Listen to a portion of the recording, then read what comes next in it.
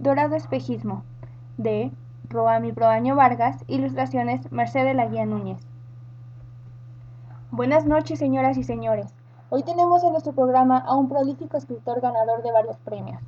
Es el escritor del momento. Nos ha llevado con sus fantásticas historias alrededor del mundo para hacernos disfrutar de aventuras insospechadas. Recibamos con un fuerte aplauso a Enrique Alarcón Ballesteros. Adelante, por favor. Es un honor tenerle como invitado. Buenas noches. Gracias a ustedes por invitarme.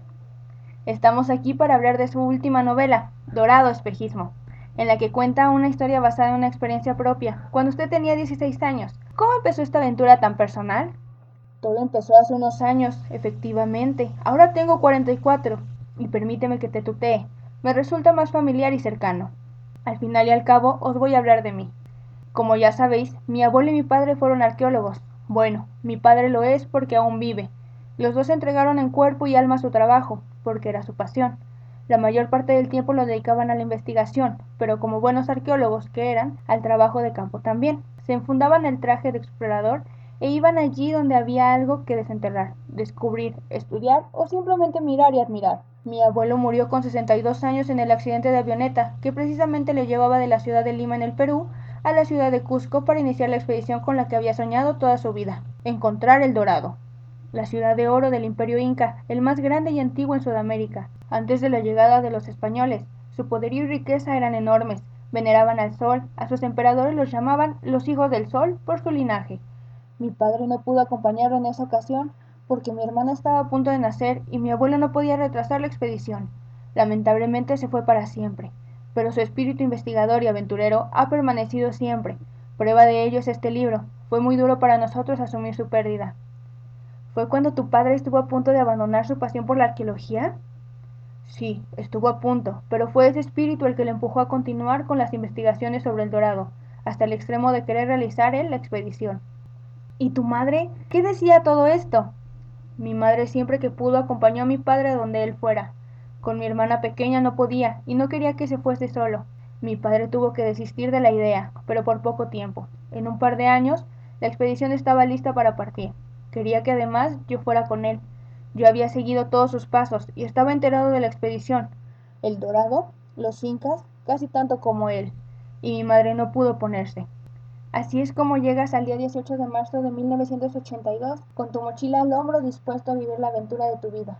Cuando subí al avión con destino a Lima, tenía la sensación de que nada volvería a ser igual a partir de ahí, y pensé que todo se debía simplemente a la ilusión de un chaval por vivir una aventura a lo Indiana Jones, para luego tener algo que contar a los amigos. De este momento, la entrevista continuó por otro camino. Parecía que Enrique se había trasladado en el tiempo a este momento de su vida. Su cara reflejaba tranquilidad y sus labios esbozaban una leve sonrisa. De Lima al Cusco, y desde allí con la expedición al completo fuimos en avioneta a una pequeña población en la frontera de Ecuador. Allí nos recogería unas furgonetas para adentrarnos a la selva amazónica, hasta donde el estrecho e intrincado camino de tierra y barro nos permitiera. Las ruedas patinaban en el barro como si estuviésemos en una pista de hielo. No terminamos fuera del camino gracias a la pericia de los conductores acostumbrados a transitar por ellos. Desde que salimos de Cusco había pasado 2 días. Ahora nos quedaba el último trayecto en barca, el más largo y duro de todos. Y había que aprovechar la luz del día porque nos esperaba 8 horas de travesía por las oscuras aguas del caudaloso río Amazonas, atravesando la impotente selva tropical. Sentíamos cómo nos acechaban los animales. Era estremecedor estar en medio de esa exuberante vegetación. El ambiente era denso, húmedo, caluroso. Íbamos empapados de sudor. Los sonidos de la selva me producían una mezcla de temor y curiosidad, y se me ponía la piel de gallina. En cambio, en el rostro de mi padre se veía fascinación por todo aquello. La expedición había comenzado y estaba yendo según lo previsto y sin mayores contratiempos. Sabíamos que la meteorología era impredecible en esa parte de la Tierra. Aparte de fiarnos de los nativos del lugar y de las predicciones del tiempo que nos aseguraban que marzo no era época de fuertes lluvias, debíamos ir pendientes del movimiento de las nubes en el cielo.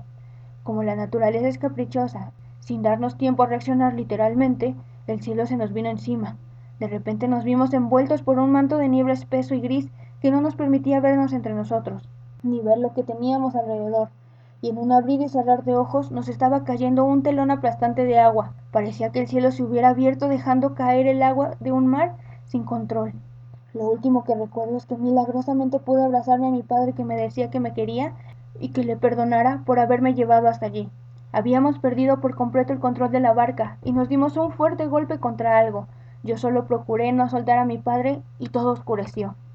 Me desperté deslumbrado por la brillante luz del sol que me daba en toda la cara. Me costaba abrir los ojos, estaba aturdido y en mi cabeza se agolpaban recuerdos e imágenes desordenadas. De pronto me vi abrazando a mi padre mientras la barca volcaba y nos hundíamos hacia la profundidad del río. Me restregué fuertemente los ojos para conseguir ver dónde me encontraba, al tiempo que me preguntaba si estábamos vivos, si habíamos vuelto a casa, dónde estaba mi padre. Estas preguntas perdieron su importancia cuando por fin pude ver lo que me rodeaba. Lo que veía era tan alucinante que me quedé paralizado, boquiabierto y con ojos como platos. Estaba en una habitación no muy grande, el techo alto, toda dorada, de oro, paredes y techo de oro, en medio de un camastro rústico donde yo me encontraba cubierto con una especie de mantas muy coloridas con figuras geométricas.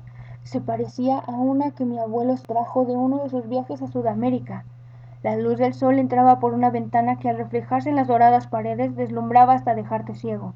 Cuando aún no conseguía salir de mi asombro, entró una mujer en la habitación, más bien mayor, baja de estatura con el pelo muy negro. Era una indígena, estaba claro, e iba vestida como en los dibujos de los libros de mi padre y mi abuelo, como se vestían los incas hace más de 500 años.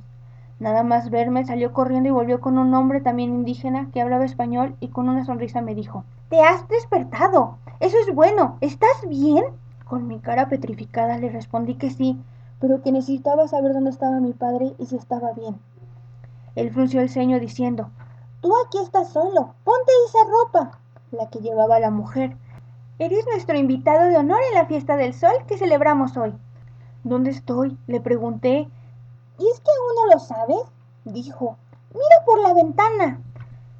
Incrédulo, miré y confirmé mi sospecha.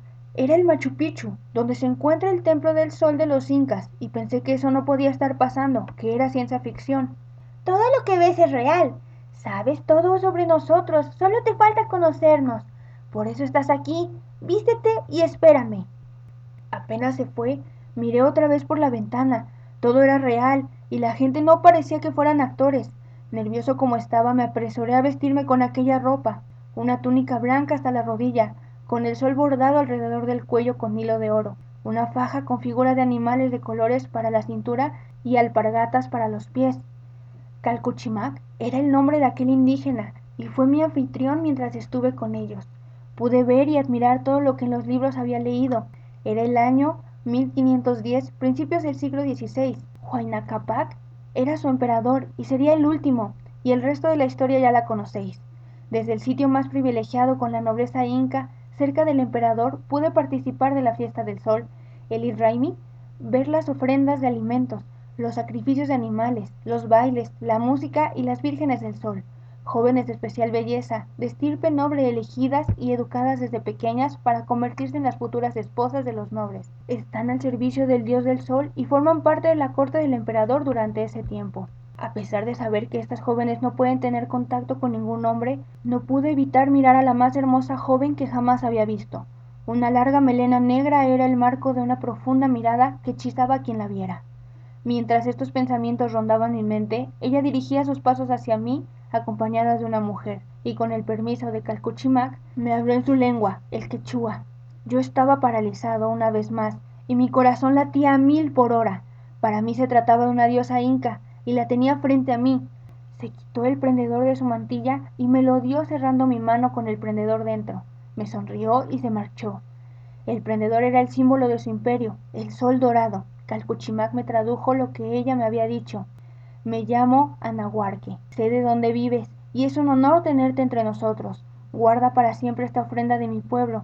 Todo lo que has visto es real, no es un espejismo». Aquella noche fue imposible que durmiera. Estaba demasiado exaltado y preocupado por mi padre. Nadie lo había mencionado. ¿Habría muerto? A la mañana siguiente me despertó Calcuchimac. En algún momento debía haberme quedado dormido del cansancio, y el sol estaba por la ventana deslumbrándome otra vez. «Levántate y vístete, que hoy vamos a hacer un largo viaje», dijo Calcuchimac saliendo de la habitación. «Dejamos Machu Picchu para adentrarnos en la montaña». «¿Dónde vamos, Calcuchimac?» «De regreso a tu casa». «¿Con mi padre?» «Sí, con tu padre. mucho tiempo y está sufriendo por tu ausencia. Está vivo. Cuando le cuente lo que me ha pasado... Calcuchimac me interrumpió. Tú le contarás todo lo que has visto y también le pedirás que te lleve a casa con tu familia. Y me tienes que prometer a mí y a mi pueblo que te acogió como a uno más, que no volverán a venir ni ustedes ni otros a buscar nuestros tesoros. Tú lo has visto, son reales y solo pertenecen a esta tierra y a este pueblo. Es lo único que queda de lo que fue este imperio. ¿Por qué me dices todo esto? Yo solo tengo 16. ¿Qué voy a hacer para impedir que vengan a buscarlos?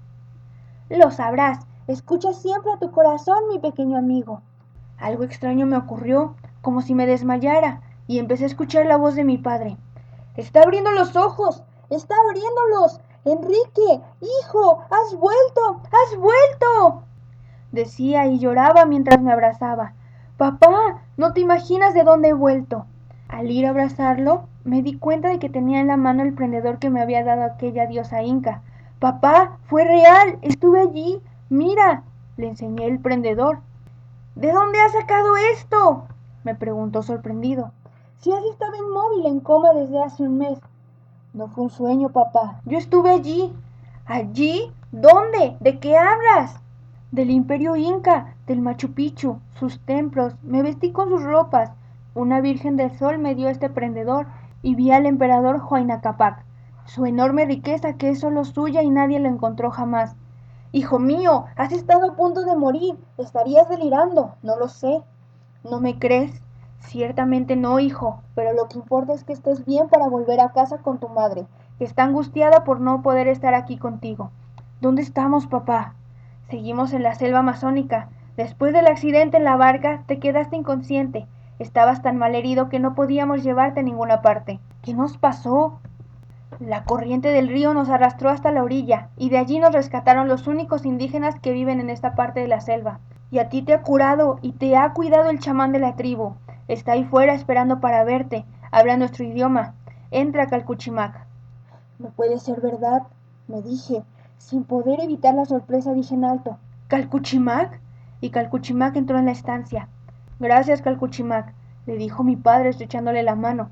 Has cumplido tu promesa y yo cumpliré la mía. Te prometí que volvería con tu hijo sano y salvo. Ahora los dos están listos para emprender el viaje de vuelta y tienen el porvenir en sus manos. El que decía estas palabras era el mismo hombre que había acompañado en mi viaje a ese dorado espejismo. ¿Fue real o solo una delirante ensoñación?, preguntó la entrevistadora. Fue totalmente real, y si fue un sueño, ha sido el más real que jamás he tenido en toda mi vida. ¿Y cómo es ese porvenir una vez en tu casa? De vuelta en España, ni mi padre ni yo volvimos a hablar de lo ocurrido. Él continuó con su trabajo de arqueólogo y yo, en contra de lo que se esperaba, estudié periodismo. Fui dándome cuenta que lo mío era relatar historias, y tenía muchas desde luego. Poco a poco me fui convirtiendo en escritor hasta que me encontré con Dorado Espejismo. Mi historia, la de los indígenas de Sudamérica, y la vuestra, por supuesto. Con ella he querido que os acercáis y os interesáis por esa cultura tan diferente a la nuestra, pero tan humana como nosotros, y que dejará de resultarnos ajena y distante. Y finalmente ha servido también para que mi padre y yo nos reencontráramos en el punto donde lo dejamos. Gracias, Enrique, por compartir con nosotros tan maravillosa historia, y hasta siempre. De nada, ha sido un verdadero placer. Ahora, como actividad final, en su cuaderno escriban qué más les gustaría preguntarle a Enrique Alarcón. Dibujen cuál es el lugar que quisieran conocer, muéstrenle a sus amigos y expliquen el porqué de ese lugar. Y también dibujen qué hicieron en sus últimas vacaciones.